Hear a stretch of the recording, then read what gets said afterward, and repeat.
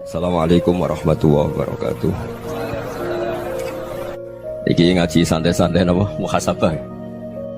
Muhasabah itu kalau Kiai Jawa maknani itu ngoreksi diri sendiri. Jadi menghitung diri sendiri. Ini pas bidang yang saya tekuni tadi karena Habib Ahmad yang minta kemarin sama ibu saya dari Indonesian Power itu. Ibu Lia, saya turutin sekaligus saya sambil belajar terus tentang muhasabah. Dalam konteks Indonesia, muhasabah itu sudah jadi perilaku ya. Karena dulu orang tua saya, guru-guru saya kalau ngandani itu, bayangkan kalau kamu jadi dia. Jadi misalnya kita mentang-mentang atasan, otoriter sama bawahan. Bayangkan kalau kamu jadi yang bawahan itu kayak apa? Laukun tamakanah, kalau orang Arab bilang, bayangkan kalau kamu di posisi dia.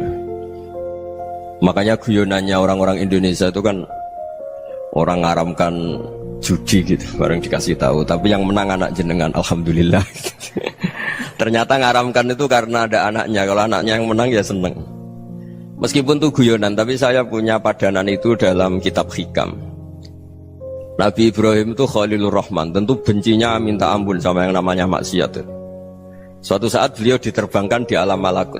Itu kalau di hikam saya halaman 15 juga. Saya masih ingat betul. Mungkin kalau Anda beda halaman karena beda cetakan. Setelah diterbangkan di alam malakut, diperlihatkan sama Allah. Ada orang pezina, ada orang syaribul khomri, ada orang mabuk, ada orang macam-macam. Allah tanya sama Nabi Ibrahim, bagaimana pendapat kamu Ibrahim tentang mereka yang maksiat? Kata Nabi Ibrahim, ya Allah, habisi saja mereka. Mereka hidup di bumi engkau, makan rezeki engkau, kemudian mereka tidak taat sama engkau. Singkat cerita di fase itu, saya ulang lagi di fase itu, Allah nurutin sampai sekian peristiwa, mungkin 3 atau 4. Sudah, setelah sekian tahun Nabi Ibrahim lupa peristiwa itu, kemudian beliau diminta menyembelih anaknya. Ini versi kitab hikam. Memang versinya banyak tentang kenapa Nabi Ibrahim disuruh menyembelih anaknya. Ketika mau menyembelih anaknya, Nabi Ibrahim ragu. Huwa samratu fuadi, anak saya ini buah hati saya, kenapa engkau suruh menyembelih? Terus kata Allah, apa kamu tidak ingat ketika kamu saya angkat di alam malakut, kemudian kamu usul bunuh-bunuh, saya tidak mempertimbangkan usul Anda, tapi kenapa sekarang saya merintahkan kamu mikir gitu? Terus, ya karena ini anak saya ya Allah. Terus kata Allah, rumang samu wong sing kon mateni gak gawean kau sing gawe kowe enak wae usul mateni. Sebenarnya saya yang bikin, kemudian Anda enak aja usul membunuh. Semenjak itu Nabi Ibrahim itu di eranya itu asfaqun nas, orang paling sayang sama manusia. Karena kadang kita keras itu ya kebetulan tuh udah anak kita, ada keluarga kita. Cara orang Jawa itu kan gitu ya, kalau ada perempuan terus macak yang macam-macam pakai sepeda motor cowok, terus wah itu luput suwo, semoga-moga gini. Tapi setelah dikasih tahu, niku ponakane jenengan, semoga-moga selamat. Jadi jangan-jangan kemarin ahli ma'asi itu kebetulan tuh tidak keluarga kita. Kalau keluarga kita yang pernah salah pada kita, semangat kita mintakan maaf. Jangan-jangan kita didikte hukum sosial gitu. Jadi orang yang salah, kebetulan tuh orang yang menservis kita. Atau keluarga kita, atau orang dekat kita, jangan-jangan semangat kita mintakan ampun. Tapi kalau sama orang lain, kebetulan musuh kita semangatnya minta itu kena adab. Nah ini yang nggak boleh dalam Islam. Islam mengajarkan niru Rasulullah SAW, Nabi itu rahmatal lil alamin. Bahkan kemarin saya ngaji virtual sama beberapa habaib, ada Habib Ali Al-Jufri dari Mesir, ya. Ada Habib Alwi dari Kuitang, ada Habib Nabil Al-Musawa. Dari sekian habaib itu saya masih ingat diantaranya yang didawuhkan rahmatan lil alamin itu ketika Nabi adzahu qaumuh, disakiti oleh kaumnya, dan itu mereka masih kafir semua.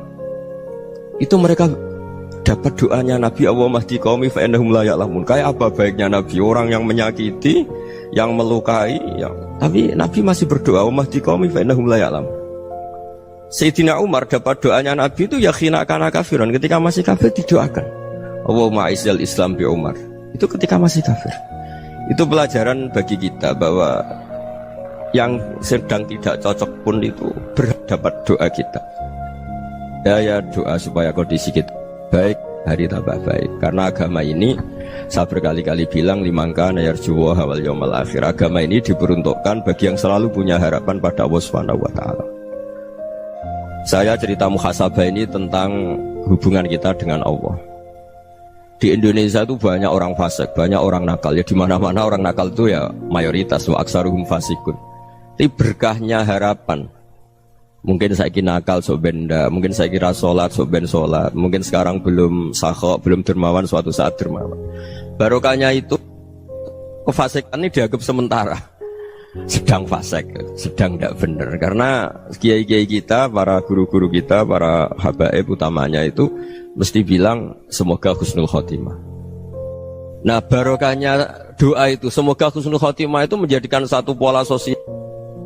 Yang sedang fasik ini masih diharapkan jadi lebih baik, jadi lebih. Sehingga kita tidak ngambil sikap ekstrim, yang ingin menghabisi atau ingin mengadili, tidak. Karena selalu kita punya harapan. Dan agama ini limangka nerjuwo hawal yawmal akhir. Bayangkan dulu kalau yang nakal itu anak kamu. Pasti kamu gak ingin kan langsung dapat azab, dapat apa. Padahal kita semua jadi tokoh ini abul kulli, bapak dari semuanya.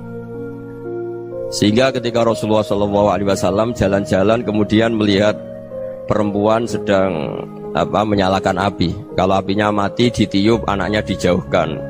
Nanti kalau sudah jauh dari api, anaknya digendong lagi. Terus kata Rasulullah, matur ke semua sahabat, Aro'aitum anna hadih tarihatan waladaha alan nar. Apa kamu berpendapat bahwa perempuan ini akan melemparkan anaknya ke neraka? Tidak ya Rasulullah. Tidak akan seorang ibu melemparkan anaknya ke api. Terus kata Rasulullah, Allahu arhamu min hadih biwaladiha. Allah lebih rahman, lebih rahim dibanding orang tua ini kepada anaknya. Ini yang harus kita kenalkan terus, kita kampanyakan terus, supaya orang hubungannya dengan Allah itu nyaman, asik. Sehingga dengan demikian selalu ada harapan bahwa yang sedang nakal ini suatu saat tobat. Kita tidak boleh menghukumi pasti begini, pasti gini, itu tidak wilayah kita. Itu juga yang dicontohkan Rasulullah SAW. Secara lahir Nabi itu nggak berkenan sama Wahsy, karena Wahsy itu salahnya salah fatal karena membunuh ahabban nasi ila Rasulillah, yaitu membunuh Sayyid Hamzah. Jadi ketika Wahsy tobat, Nabi itu nerima tobatnya. Dan ketika beliau dengan basariyahnya nggak siap ketemu Wahsy karena harus ingat Sayyid Hamzah, basariyahnya diturutin. Oke, kamu iman saya turutin, tapi jangan sering ketemu saya. Karena kalau ketemu kamu saya masih ingat sama paman saya Sayyid Hamzah. Kita bisa ngelola seperti itu. Kita tidak cocok sama orang, bagaimanapun mereka umat Rasulullah SAW, kita tetap mencintai mereka. Misalnya kalau beda agama, mereka sama-sama orang Indonesia, kita mencintai mereka atas nama warga Indonesia. Tapi kalau misalnya potongannya ora cocok, beda kultur, bawaannya itu mangkel no coro Jawa, ya bisa diilmoni, jangan ketemu. Wong sudah tidak cocok, ingin ketemu nyari solusi. Roh ini tok seneng itu kan ya repot itu. Ya sudah kalau nggak pati cocok ya jangan sering ketemu. Dan itu kita bisa memanage seperti itu tuh bisa. Saya berkali-kali cerita tentang Imam Syafi'i. Kalau dikasih tahu ya Imam Abu Abdillah, panggilannya Imam Syafi'i, tetangga anda ini ternyata banyak yang nggak senang anda. Jawabnya beliau senang. Ya bagus kalau nggak senang saya, ndak utang saya katanya. Jadi gara-gara saman seneng aku ngatur aku ini kan. Dan mungkin saman rasa seneng kan ya enak. Jadi hidup itu dianggap happy. Kalau seneng ya teman silaturahim, kalau nggak seneng ya nggak bakal utang gitu. Baru kayak rasa seneng itu nggak ganggu. Gitu. Jadi dulu itu orang bisa ngelola seneng tidak seneng itu bisa. Karena ada kearifan hubungan dengan Allah Subhanahu wa taala. Hidupnya selesai karena masyghul bi dzikrillah, mereka sibuk dengan Allah. Makanya kata ulama-ulama tasawuf, kamu jangan melihat manusia perilakunya, tapi kamu juga harus ingat yang gerakkan semua itu Allah Subhanahu wa taala. Dengan demikian kita farah, kita senang. Makanya Nabi kalau ngutus Anas bin Malik kemudian nggak kesampaian yang diinginkan karena Anas main. Ketika garwa-garwani Nabi agak tersinggung, Nabi andaikan Allah menghendaki yang saya inginkan kesampaian, pasti itu kesampaian. Jadi dianggap kegagalan Anas gak manggil yang dituju Nabi itu ya kersane Allah, ya enteng saja. Sayyidina Ali lebih parah lagi yang dialamin. Itu dalam beliau kalau dipanggil itu gak cepet-cepet ke sana. Ketika ditanya, kenapa kamu tak panggil gak cepet ke saya? Amin tu ukubatak, karena aku tahu engkau orang baik. Orang baik itu pemaaf. Jadi makanya orang-orang soleh dulu itu bodoni itu. Makanya sekarang kalau ada orang bodoni itu mesti beda orang soleh. Kalau orang-orang soleh itu kakean husnudzon lagi sering dibodonin. Abdullah bin Umar itu masyhur itu. Kalau ada budaknya sering sholat, sergap sholat itu dimerdekakan. Akhirnya enggak sholat-sholat pun pura-pura sholat. Akhirnya juga dimerdekakan. Ketika ditanya, kenapa engkau merdekakan? Padahal mereka sholatnya menipu engkau, kata pembisik-pembisik itu. Man khoda'ana lillah in khoda'na lah. Dia nipu atas nama Allah, berarti saat tertipu juga atas nama Allah. Enggak masalah dong, semuanya demi Allah Subhanahu wa ta'ala. Jadi ketika kita ketemu mensifati Allah Ta'ala itu ghafir, Allah pemaaf. Jangan kamu nggak fair untuk diri kamu nyifati Allah ghafir, pada orang lain Allah kamu sifati syadidul iqab. Jadi Allah kamu atur, kayak MC tadi ngatur saya. Jadi Allah itu apa? Kalau pada saya ghafir, kalau pada musuh saya syadidul iqab. Itu nggak fair. Kalau Anda punya harapan kepada Allah karena Allah Rahman Rahim, Allah ghafir, sebenarnya Allah pada musuh kita ya bisa saja Allah ghafir, bisa saja Allah Rahman Rahim. Sehingga kita melihat orang lain yang kita tidak cocok itu ya enteng saja. Itu min ummati Rasulillah sing tanaluhu syafa'atu, tanaluhu sa'atu rahmati, tanaluhu fair. Jangan dengan kita kayak mesti dapat rahmat. Jangan orang lain kayak Allah pasti syadidul iqab. Itu tidak boleh. Sehingga ketika ada orang Badui, singkat cerita orang Badui ini kencing di masjid, semua sahabat membentak dia. Yang enggak bentak hanya Nabi tok. Saking mangkelnya orang ini karena semua sahabat bentak kecuali Nabi. Setelah dibenarin Nabi, terus Nabi nyuruh sabbu ali dhanuban min ma'in. Setelah disucikan masjid itu, dia berdoa keras sekali. Allahumma arhamni wa Muhammadan wa la tarham ma'ana ahadan. Ya Allah, yang berhak dapat rahmatmu hanya saya dan Nabi Muhammad, yang lainnya jangan gitu. Karena yang lainnya itu jengkelin, gitu aja saya salah dimarah-marahin gitu. Jadi kalau kamu doa terbatas ya kayak orang Bedui ini, kayak orang Arabi. Apa kata Nabi? Laqad tahajjarta wasi'an. Allah yang rahmatnya luas menjadi kamu sempitkan. Karena kamu mau atur Allah hanya Rahman pada Indonesian Power, pada NU, pada kita, yang orang lain nggak perlu dapat. Itu kan kasihan Islam, karena Islam terus nggak dimiliki semua orang. Allah nggak dimiliki semua orang, Rasulullah nggak dimiliki semua orang karena dipek NU, dipek ormas tertentu, dipek, nggak boleh seperti itu. Nggak boleh takhasyar tawasian, kata Nabi, nggak boleh mempersempit zat yang rahmatnya itu luas. Ini semoga etika ini kita pakai di Indonesia. Yang sedang fase kita harapkan lebih baik, yang sedang nggak dapat hidayah kita doakan dapat apa? Hidayah. Masyhur kan, makanya tadi saya mohon sama Habib Ali supaya Habib Ahmad supaya tetap mahalul qiyam tabaruk sama Habib Ali. Di antara doa-doa di Simtud Duror masyhur itu antuqa bilal mudhniba minnah bil ghufran wal musi'ah bil ihsan. Jadi harapannya para habaib, para orang-orang baik dulu ya, semoga yang dosa itu dimaafkan, yang sedang salah dibuka, bikin lebih baik. Nabi itu tugasnya juga gitu. Wastaghfir li dzambika walil mu'minina wal mu'minat. Nabi itu tugasnya juga memintakan ampun yang sedang salah. Nah ini cobalah jadi etika kita, muhasabah kita. Jadi muhasabah itu cara berpikir kita set, kita pikir ulang. Ternyata semangatnya seorang nabi itu wastaghfir li dzambika walil mu'minun. Semangatnya itu memintakan ampun. Orang ahli tafsir tahu semua kalau Nabi itu tidak mungkin dosa. Jadi itu khitabun Nabi wa urida bihi ummatu, itu khitab Nabi, tapi yang dimaksud itu umatnya, karena Nabi tidak akan mengalami dzambun, tidak akan mengalami dosa. Sekarang enggak, kadang-kadang kita ini kalau orang lain salah itu semangat. Kalau di perusahaan ada teman salah, apalagi pimpinan salah itu seneng, barokahnya salah bisa ganti kan gitu. Ya, jadi kalau mungkin di dunia tokoh juga gitu, barokahnya ada tokoh salah, kita yang jadi populer sendiri, tidak boleh seperti itu. Kita harus salimus sodri di jami'il muslimin. Jadi ini harus dilatih. Saya tadi matur sama Habib Ahmad, latihan kita jadi hidup. Nabi itu kalau resep jadi wali itu kata Nabi gampang. Kata Nabi, kalau kamu ingin disenangin Allah, ya sudah. Kalau kamu asbahta wa amseta gini-gini, perasaan kamu, kata Nabi, jangan punya perasaan ghil sama orang muslimin. Itu sudah wadzalika min sunnati. Makanya Nabi ngendikan la yablughni ahadun an ahadin syai'an. Ada yang baca la yuballighni ahadun an ahadin syai'an. Seseorang jangan melaporkan ke saya tentang salahnya yang lain. Fa inni akhruju ilaikum wa ana salimus sadri. Karena saya ingin ketemu sampean semua dalam keadaan salimus sadri, tidak punya perasaan apa-apa. Karena kalau nurutin pembisik, nurutin informasi itu ya repot, karena orang pasti sepihak. Ada kiai yang top datang ke kampung-kampung ning desa-desa, kata yang seneng itu punya akhlak. Wah itu bagus orang besar datang ke kampung-kampung.